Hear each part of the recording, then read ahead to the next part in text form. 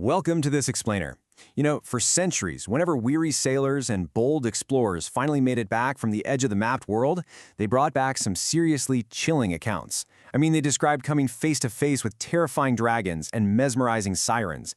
Now, looking back today, it's incredibly easy to just brush these stories off as mere tall tales, right? Just the product of overactive imaginations and seafaring superstitions. But what if we've been looking at these accounts all wrong? What if those ancient explorers weren't just making things up?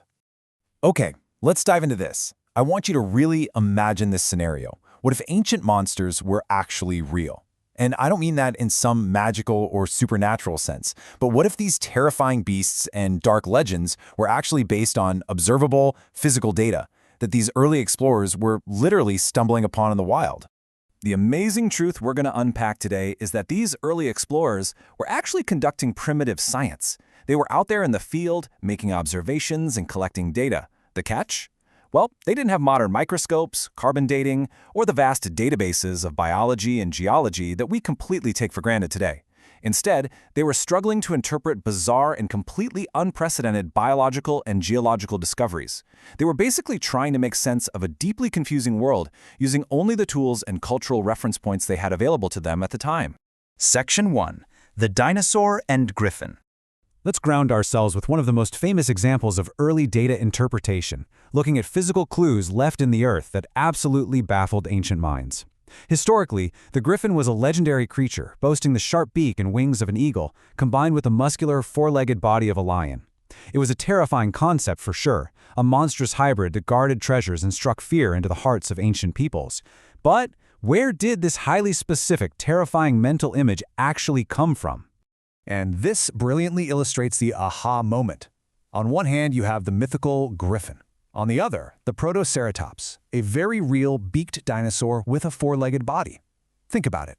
When ancient travelers, who were entirely unaware of the concept of dinosaurs, came across massive prehistoric fossilized bones sticking out of the earth, they had to interpret that physical data. They looked at a giant skull with a beak like a bird of prey, attached to a body built like a massive four-legged beast. The griffin wasn't a fantasy. It was quite literally early paleontology. They were looking at dinosaur bones for the very first time and simply doing their absolute best to describe the physical evidence they found in the dirt. Section 2. Manatees mistaken for sirens. Misunderstood biology. We can apply this exact same lens to living creatures too. Think about the siren. Sirens were famously known as dangerous, beautiful creatures whose captivating voices and seductive forms lured sailors to their watery doom. It is a deadly myth that haunted the seas for centuries, shaping the fears of almost anyone brave enough to traverse the unpredictable oceans. But let's look at the actual biological reality of this situation. Picture this. You have sleep-deprived sailors, malnourished, exhausted from months at sea, staring out into the water and seeing, chunky, sluggish manatees. It's frankly a bit hilarious when you think about the totally mundane reality of what those exhausted, probably hallucinating sailors were actually looking at in the water. The ocean was full of entirely unknown animals, and early biology was incredibly easy to misinterpret by folks living in such extreme, punishing conditions. Now, what's really interesting about this comparison is the incredible contrast between myth and reality. You've got the seductive, dangerous monster of myth on one side, and the chunky, sluggish manatee of reality on the other. We kind of have to gently empathize with the deductive skills of those early sailors here. When you combine severe exhaustion, completely unfamiliar waters, and the total absence of a modern marine biology textbook, a sea cow bobbing in the distance suddenly morphs into a mythical siren. They are witnessing real, undocumented biology. Their interpretation was just a little clouded by the harsh realities of ancient sea travel. Let's move to and see how this builds. Section 3. The Deadly Gate to Hell. Invisible Deadly Forces. So, we're escalating from tangible animals, both fossilized and living, to completely invisible yet deadly phenomena. Ancient explorers didn't just interpret bones and animals, they interpreted entire landscapes. Ancient texts often describe terrifying locations, places they explicitly called a gate to hell. They described a cursed, demonic cave where no living thing could survive. If a bird flew into the cave, it dropped dead. If an animal wandered in, it perished instantly. To ancient minds, this was undeniable, observable data proving the presence of invisible demonic forces cursed by the underworld. But here is exactly how that ancient data translates into modern science. Let me walk you through the geological reality. Step 1. Poisonous carbon dioxide gas seeps out from deep within the Earth. Step 2. Because carbon dioxide is a heavy gas and completely invisible, it naturally settles in low-lying areas, like these specific caves.